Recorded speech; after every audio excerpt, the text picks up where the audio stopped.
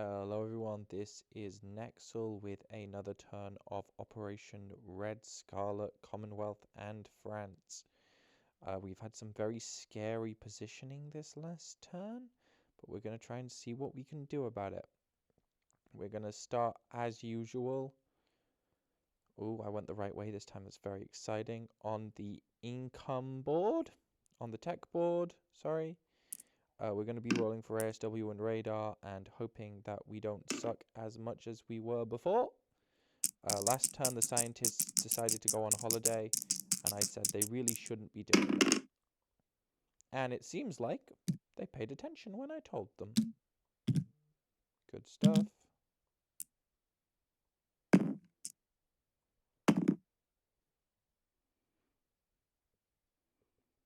And then we also have our diplomacy rolls. We are going to be rolling for Iraq and Afghanistan, both of which are hitting on a 2 or less.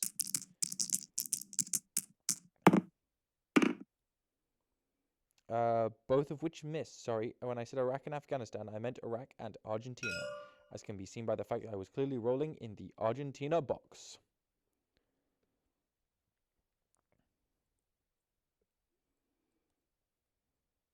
Then we move on to our purchases.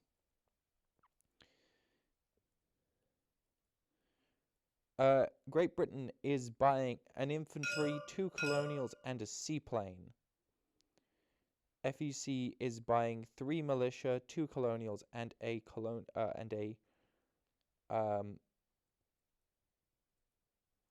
militia, 2 colonials, and a colonial upgrade, and they're lend-leasing a colonial a militia. But when I lead them to speak, 2 colonials, 2 militia, a militia upgrade, and lend-leasing a militia to the French. Great Britain is also lend-leasing the Soviets a AAA. Anzac is purchasing 2 militia, 2 militia upgrades, and 2 infantry. And we are going to start with our movement, which is going to be very minimal. Nothing in Canada. In the UK, the Coastal Defence Fleet just comes up here and joins that group. The First Fleet the First Fleet stays in A22. No, they actually move back to A21. Just to be a little bit mean and awkward. In Gibraltar, we stay still. In Egypt, we stay still. We actually are even keeping the fleet still here. We're moving this colonial from Rhodesia up to Belgian Congo. Moving this fighter up from Cape Town to 3 up to Belgian Congo. No, we'll leave it in Cape Town for the moment.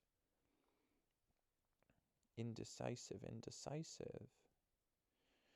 Over in India, we are going to be making no movement, and in Anzac, we are going to be making no movement. And now we get to do the exciting supply game for interdiction. So let me start with the UK. Let me start with Anzac, because they're nice and easy. They have 2 militia upgrades.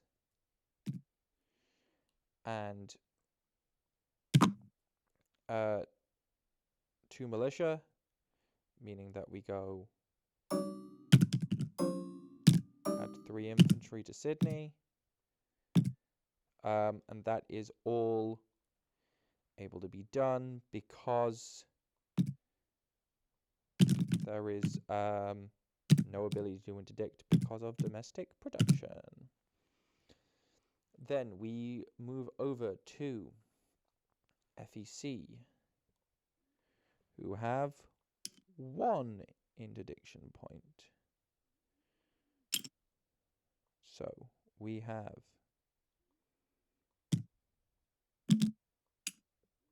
I'm just going to quickly make this blue to signify its Frenchness. It's kind of the wrong blue, but it's still clearly different. So we have 2 colonials who are going into Malaya.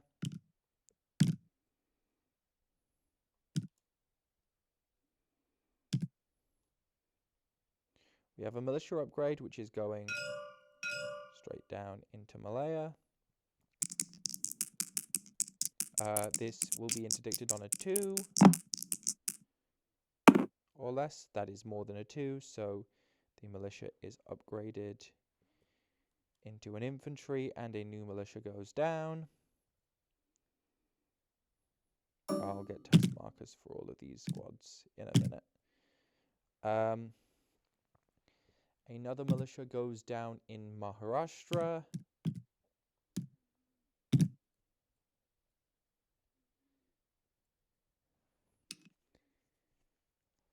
And then the French militia upgrade travels via the Burma Road through Yunnan down into Cochin, China, and is then sitting on the French board, ready to be used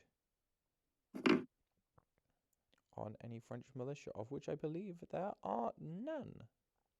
So we'll have to wait until next turn.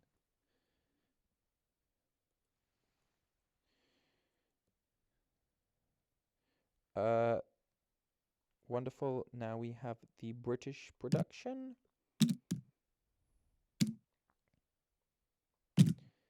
So I had a quick scan. The seaplane is going to go down in London.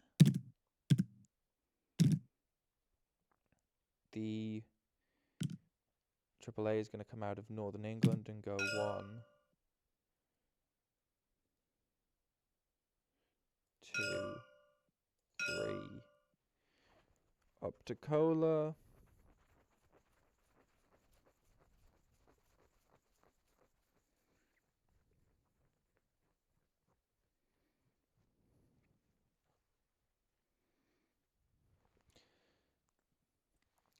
So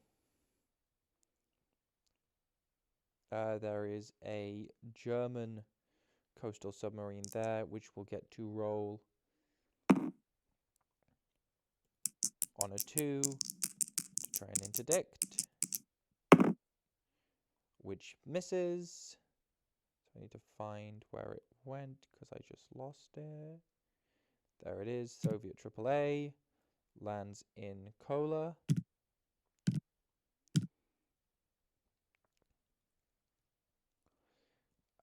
The infantry goes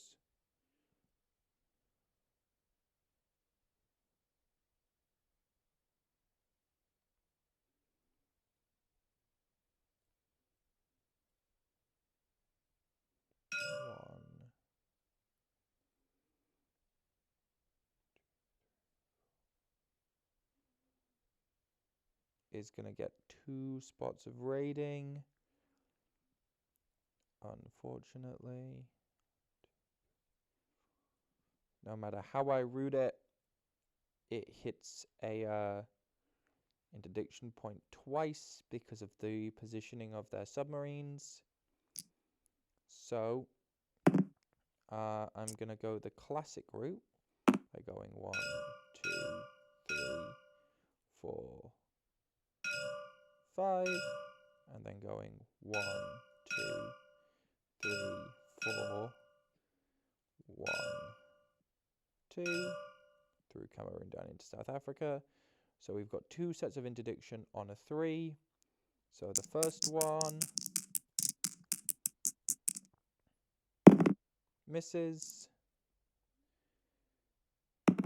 and the second one misses.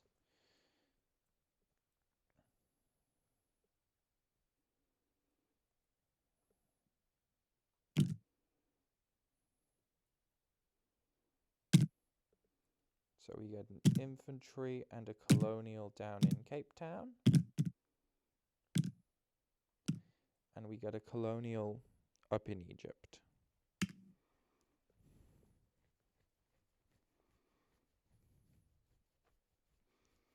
And then we move on to the French turn.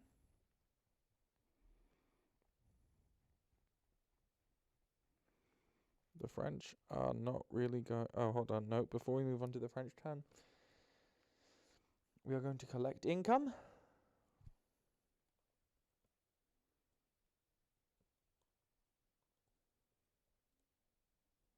And we're going to correct a minor error. We'll do that at the end of the turn, actually. But we will collect income. So the UK is at 27 plus 5 for 32. FEC is at 14 plus 2. Anzac is at 7 plus 2. Anzac spent all their money, so goes to 9. FEC spent all their money, goes to 16. Great Britain spent 22 of their money, so goes to 27 plus 5 plus 1 for 33. Free France has 6 to spend. Oh, got to make my charger behave itself.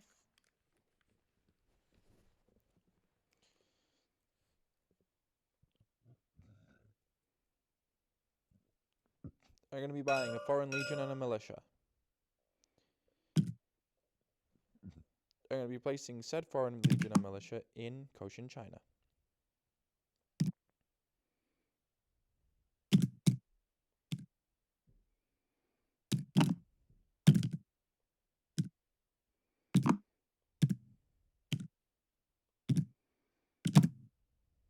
So that infantry should have been replaced with a foreign legion last turn.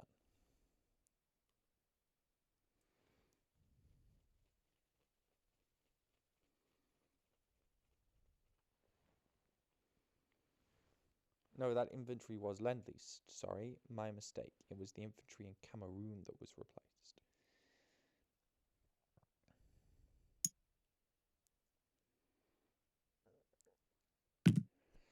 Okay.